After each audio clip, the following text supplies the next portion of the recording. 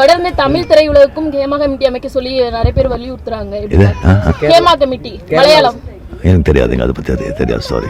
உலகத்தில் எல்லா துறையிலும் இந்த மாதிரி பிரச்சனைகள் இருந்துட்டு தான் இருக்கு. பொண்ணுங்களுக்கு இந்த மாதிரி பிரச்சனைகள் நடந்துட்டு தான் இருக்கு. பொண்ணுங்களுக்கு மட்டும் இல்லை, நிறைய பேருக்கு இந்த மாதிரி விஷயங்கள் போய்கிட்டு இருக்கு. ஸோ இதெல்லாம் தடுக்கணும்னா பேசிக்கலி எல்லாத்துக்கும் ஒரு சட்டமோ ஒரு நியாயம் எல்லாத்துக்கும் கிடைக்கணும்னா அது கோர்ட் மூலமாக தான் கிடைக்கணும்.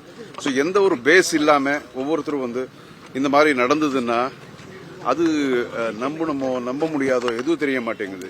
நிறைய அப்பாவி பொண்ணுங்கள்லாம் இருக்காங்க. இதில் சில பேர் மிஸ்யூஸ் பண்ணிக்கிறவங்களும் இருக்கிறாங்க.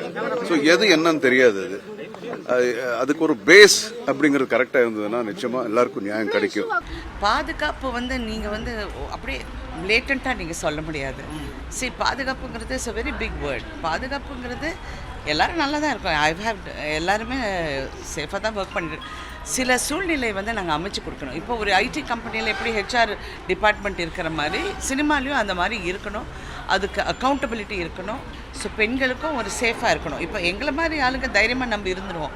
அடுத்த கட்டத்தில் வரவங்களும் அதுவும் புதுசாக வரவங்களுக்கு they have to have that little bit of ஒரு கம்ஃபர்ட் லெவல் நம்ம கொடுக்கணும். ஆமாம், அது நான் கேள்விப்பட்டேன். ஒரே ஒரு விஷயம் தான் நான் சொல்கிறேங்க.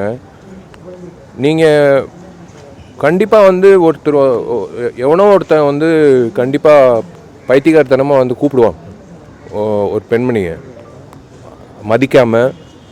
ஒரு பெண்மணியை அவங்கள பயன்படுத்திக்கிறதுக்காக முயற்சி பண்ணுவாப்புல. இதெல்லாம் தவிர்க்கிறதுக்கு ஒரே ஒரு விஷயம் என்னென்னா, அந்த பெண்மணிக்கு மன தைரியம் வேணும். அந்த பெண்மணி செருப்பால் அடிக்கணும் அந்த மாதிரி ஆளுங்களை. அதுதான் நான் சொல்லுவேன். தப்பான விஷயம் கேள்விப்பட்டேன் சார். ஸோ அது மீட்டுங்கிற ஒரு விஷயம் இப்போது எல்லாருக்கும் ஏற்கனவே ஒரு வாட்டி பார்ட் 1 வந்தது, இப்போ பார்ட் 2.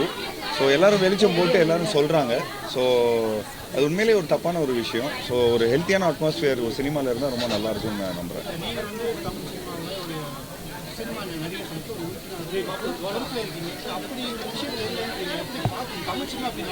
நீங்க சொன்னது புரியலன்னு தெரியலன்னு சொல்ல, கூட்டத்தில் நீங்க சொல்ற என்ன விஷயம் சொல்றீங்கன்னு தெரியல சொல்ல, அதுக்கு பதில் சொல்லிட்டேனே சார். நல்ல விஷயத்துக்கு வந்திருக்கிறோம். இவர் என்ன பண்றாருன்னு தெரியல. என்ன பேசுறாரு சார்? நல்ல விஷயத்துக்கு வந்திருக்கோம், நல்ல விஷயத்த பேசுவோம். நீங்க தமிழ்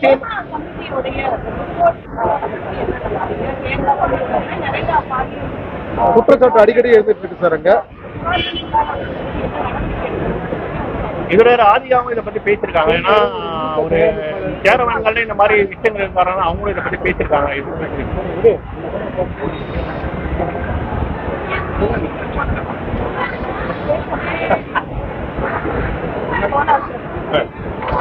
நன்றி, வணக்கம் சார்.